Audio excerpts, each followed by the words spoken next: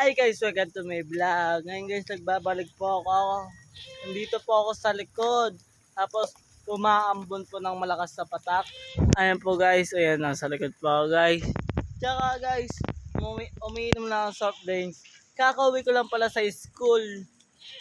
Anong oras kami umuwi? Mga 4. Ayan po guys. Tapos, tingnan nyo na po yung ulap madilim po guys, kaya baka malakas po yung ulan ngayon guys.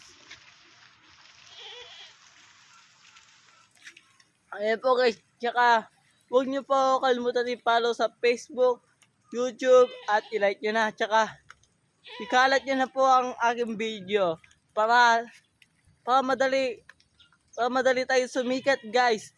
Huwag nyo po kakalimutan, ako po si Fidel. Sana sumikat po ako guys, para makatulong po ako sa mga taong mga may kailangan guys. Tignan nyo naman po guys,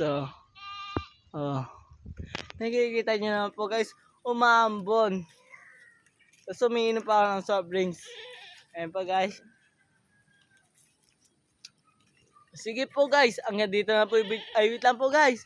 Kasi po, mga konti lang po yung video ko, yung mga kalati lang po yung video ko, mga 1 oras lang po. Pasensya na po kayo guys kasi madami po akong ginagawa po sa school.